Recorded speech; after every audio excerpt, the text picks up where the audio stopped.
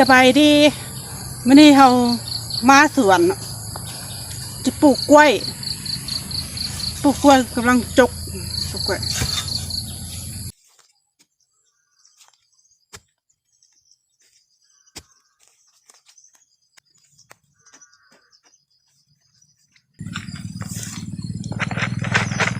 ฝุ่นไก่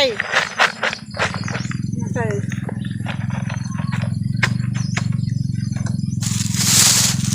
ที่เท่าแบบเอาหลังไฟแล้วเอาเท่ามาใส่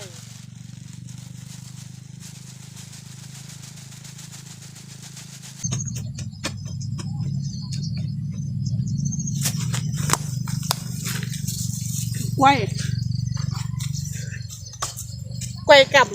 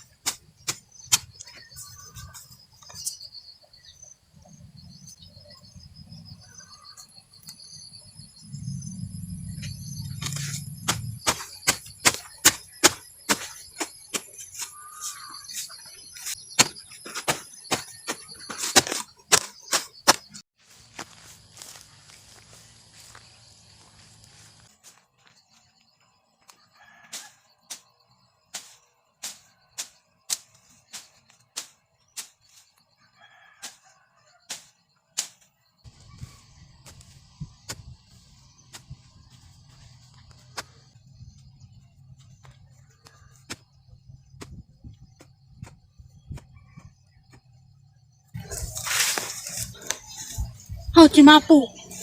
กล้วยก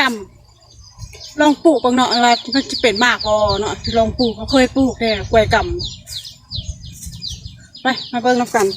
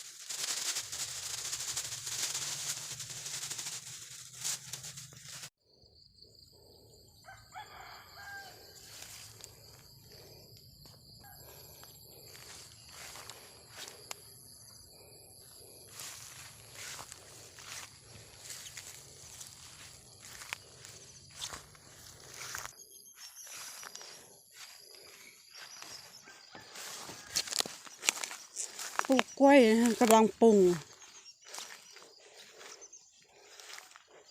ต้นทุเรียนเขาก็กำลังปรุงกำลังงามกำลังฟื้นต้นมะม่วงกำลังสูงขึ้นแล้วได้ประมาณ3-4 เดือนนี่แหละ